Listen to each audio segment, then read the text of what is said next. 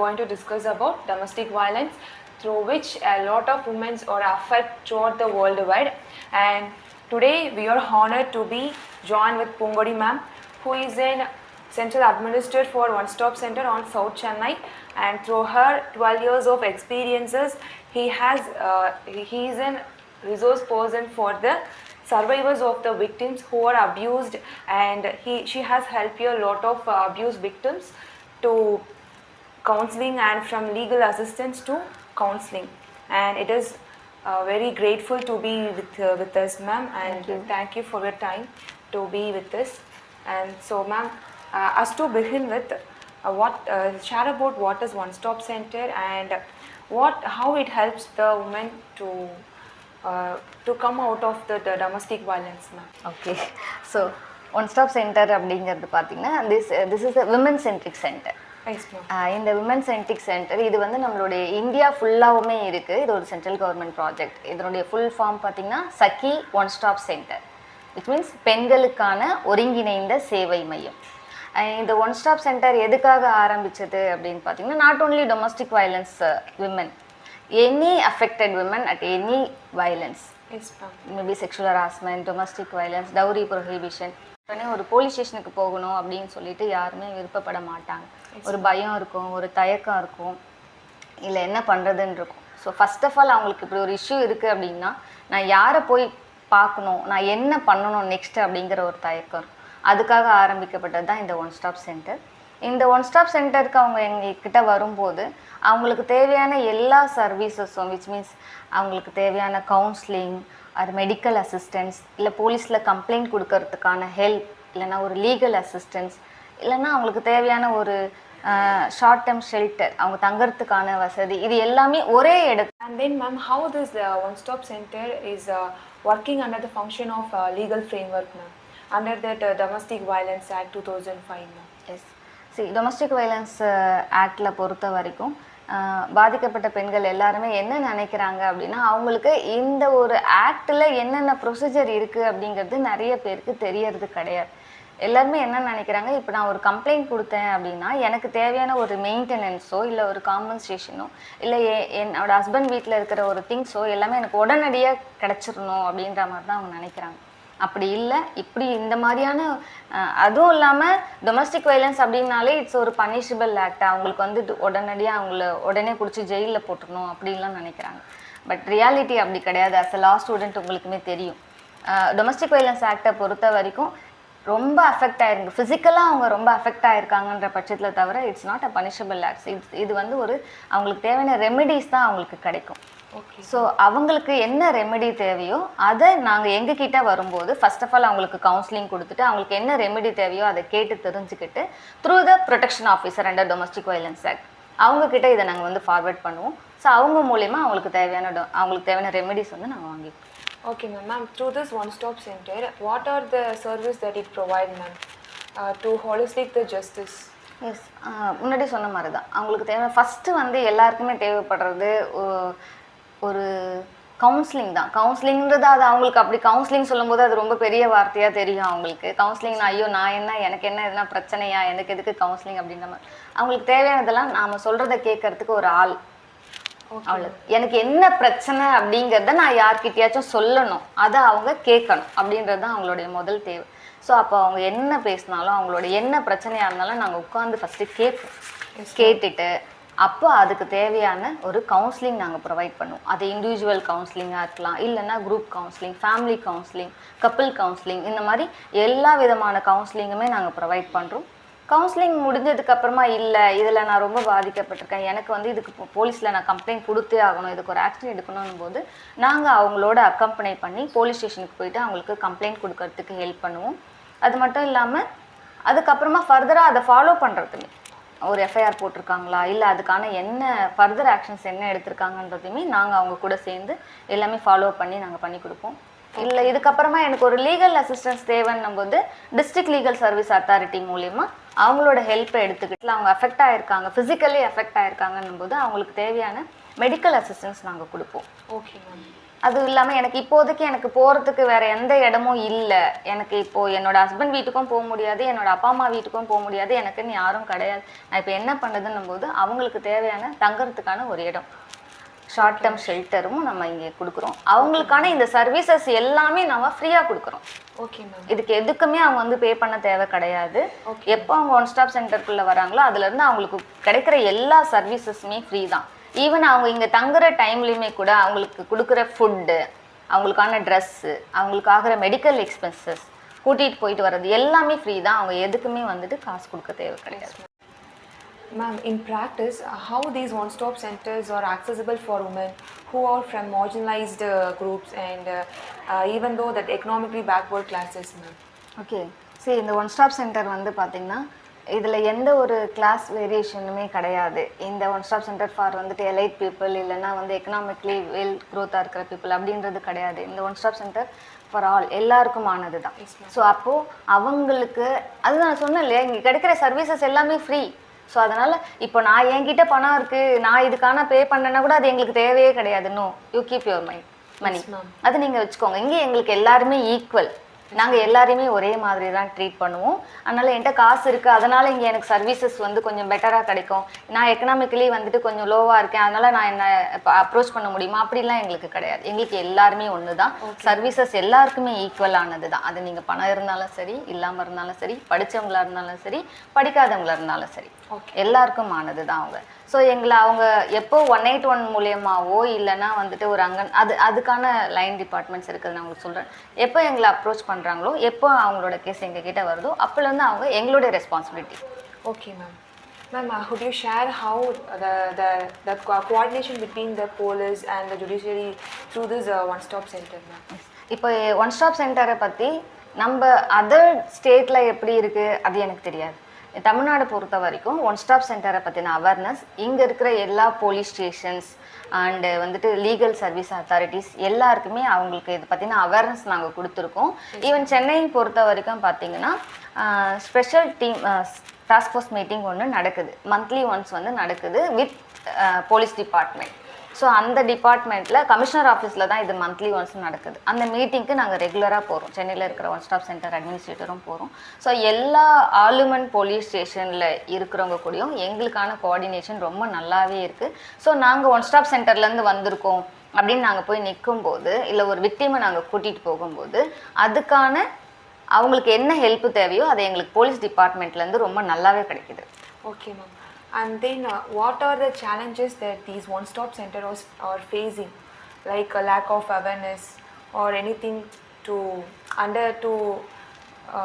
show that domestic violence to the society, ma'am? Yes, but இது சொல்லும் போது கொஞ்சம் காமெடியாக கூட இருக்கலாம். ஈவன் நான் மார்னிங் கூட ஒரு சீரியல் பார்த்துட்டு வந்தேன். அதில் என்ன, இப்போ சோஷியல் மீடியாலேயோ இல்லை ஒரு சீரியல்லையோ இல்லை சினிமாலேயோ எப்படி காமிக்கிறாங்க அப்படின்னா, ஈவன் இப்போ ஒரு எக்ஸாம்பிள் கூட நான் சொல்கிறேன், அது வேணும்னு எனக்கு பிடிக்கும். இப்போ லேட்டஸ்ட்டாக இந்த ஆண் பாவம்னு சொல்லிட்டு ஒரு படம் வந்துச்சு. அந்த படத்தில் கூட பார்த்தீங்கன்னா இதே மாதிரி ஒரு டிவோர்ஸ் கேஸ் ஒன்று போகும். அப்போது ஒரு போலீஸுமே சொல்லுவாங்க, உங்ககிட்ட பணம் இருக்கோ இல்லையோ நீ வந்து ஒரு டொமஸ்டிக் இந்த மாதிரி மெயின்டெனன்ஸ் கேட்டால் நீ கொடுத்து தான் ஆகணும். அதே போல் ஈவன் அப்போ மார்னிங் பார்த்துட்டு அந்த சீரியல்லையுமே கூட ஒரு கம்ப்ளைண்ட் கொண்டு போய் கொடுத்துட்ட உடனே போலீஸ் வந்து வீட்டுக்கு வந்து அவங்கள எல்லாருமே ஜீப்பில் கூட்டு போயிட்டு உடனே ஜெயிலில் உட்கார வச்சுட்றாங்க, அப்போவே ரிமாண்ட் பண்ணுறாங்க எல்லாமே. அது எல்லாமே இப்போ ரியாலிட்டியில் அப்படி தான் நடக்குமான்னு கேட்டால் கண்டிப்பாக கிடையாது. ஒரு கம்ப்ளைண்ட் கொடுக்குறாங்க அப்படின்னா அந்த கம்ப்ளைண்ட்டோட அதில் என்ன விஷயங்கள் இருக்குது, அதில் அஃபெக்ட் ஆன பர்சன் யார், அவங்கக்கிட்ட இருக்கிற டீட்டெயில் எல்லாத்தையுமே கேட்டுட்டு அதில் லீகலாக நாம் என்ன பண்ண முடியும் அதை தான் நம்மளால் பண்ண முடியுமே தவிர, அப்பார்ட் ஃப்ரம் லா நம்மளால் இப்படி யாரையும் ஒருத்தரை இமீடியட்டாக கூட்டிகிட்டு வந்து ஜெயிலில் போடுறதோ, உடனே நீ இதை பண்ணித்தான் ஆகணுன்றதோ, ஒருத்தர் தரைக்குறவாக பேசுகிறதோ அதெல்லாம் நடக்கவே நடக்காது. அடிக்கவும் மாட்டாங்க. ஆனால் இதெல்லாம் பண்ணுவாங்கன்னு உங்களுக்கு சீரியல்லையோ சினிமாலேயோ காமிக்கிறாங்க, அது நடக்காது. அது நிறைய பேருக்கு போய் சேர மாட்டேங்குது.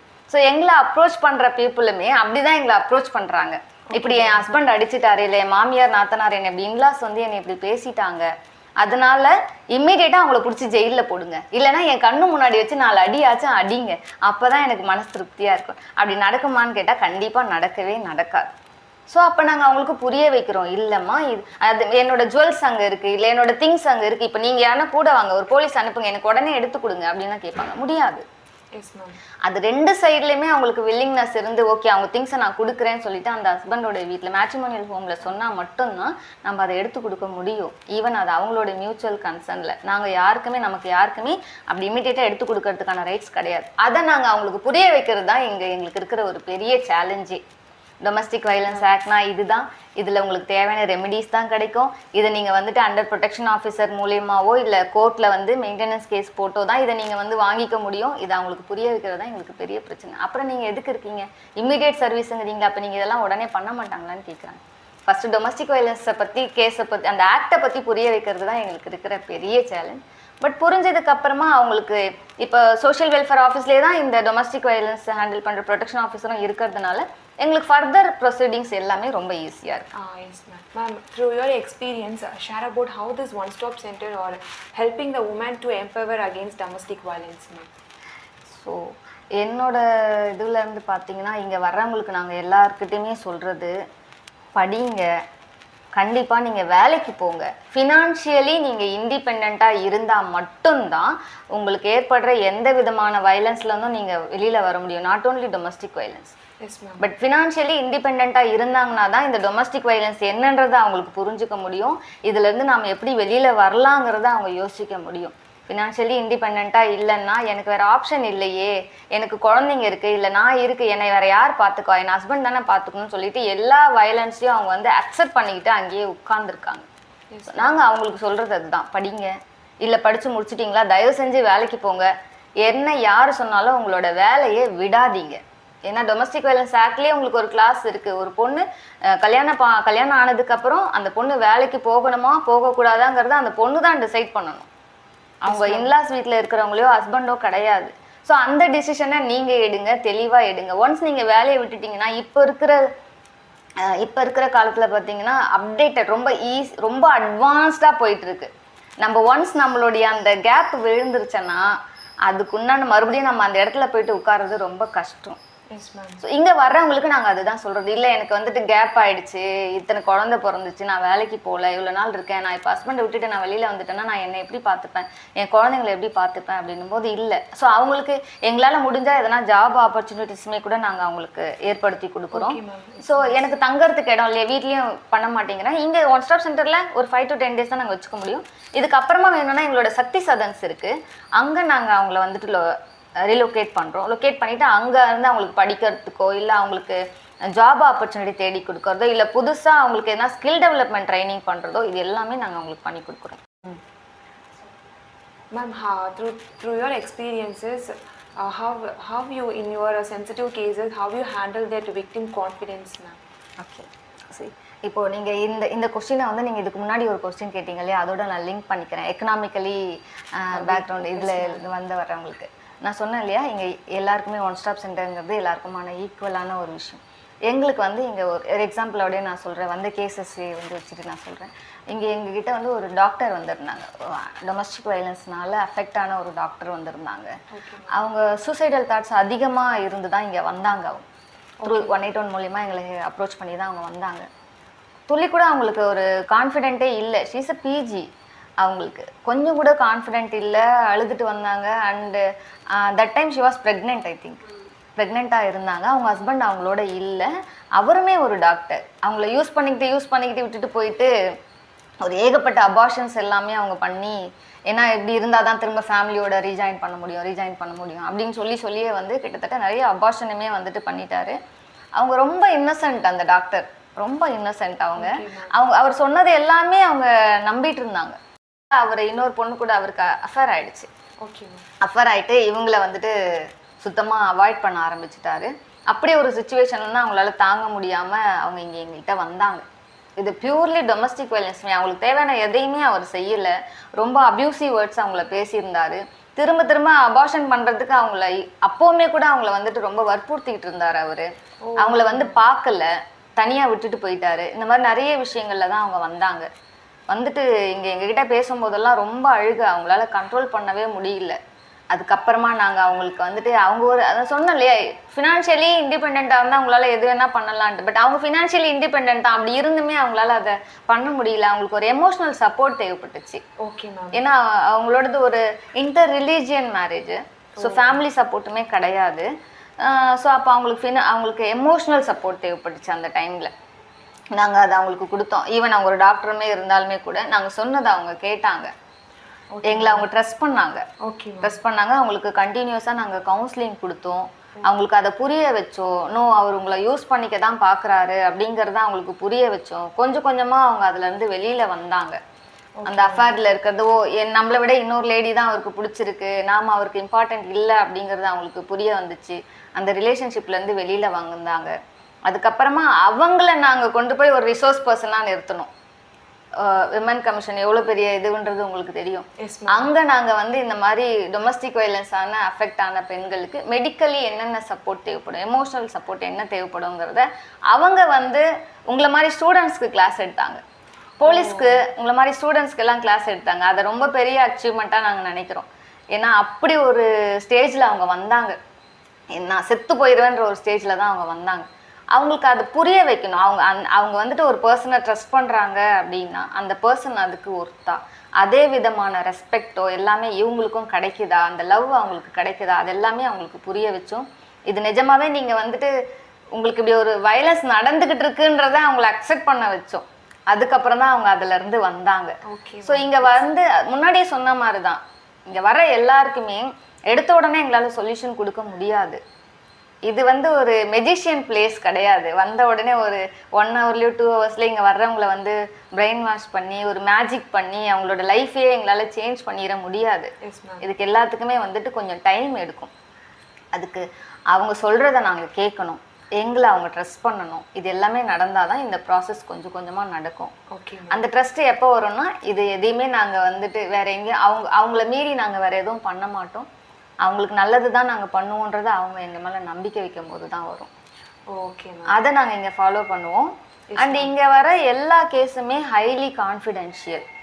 நாங்கள் அவங்கக்கிட்ட அவங்க யாருக்கு இதை தெரியப்படுத்தணும்னு விரும்புகிறாங்களோ, யாரை கூப்பிட்டு பேசணும்னு நினைக்கிறாங்களோ அவங்கள தவிர்த்து இது வேற யார்கிட்டயுமே எங்கேயுமே இந்த விஷயங்கள் போகாது. Okay ma'am. And then ma'am, for this one stop center, men are allowed to file cases here ma'am? Yes ma'am, பண்ணலாம். men also கேஸ் ஃபைல் பண்ணலாம் பாதிக்கப்பட்ட பெண்களுக்காக, ஃபார் எனி வல்னரபிள் விமன், அவங்களுக்காக மென் கேஸ் ஃபைல் பண்ணலாம். ஈவன் சொன்னால் நம்ப மாட்டீங்க, 181க்கு women helpline தான். ஆனால் அந்த ஹெல்ப்லைனுக்கு அதிகமாக கேசஸ் வர்றது மென் கிட்ட இருந்து தான். நிறைய கேசஸ் அவங்க கிட்ட தான் வரும். எந்த மாதிரி வரும்னா, என்னோட ஃப்ரெண்டு அவங்க செக்ஷுவலி ஒருத்தவங்களால ஹராஸ் பண்ணப்பட்டிருக்காங்க. அவங்களுக்கு யாரை அப்ரோச் பண்ணுறதுன்னு தெரியல. அவங்க ரொம்ப எமோஷ்னலி அன்ஸ்டேபிளாக இருக்காங்க. அவங்களுக்கு ஒரு சப்போர்ட் தேவைப்படுது. நாங்கள் ஃப்ரெண்ட்ஸாக இருந்தாலுமே எங்களால் அதை ஓரளவுக்கு மேலே எங்களுக்கு கொடுக்க முடியறது கிடையாது. அவங்களுக்கு சப்போர்ட் பண்ணுங்க அப்படிங்கிறது வரும். அதுக்கப்புறமா பார்த்தீங்கன்னா ஃபோர்ஸ்டு மேரேஜ்.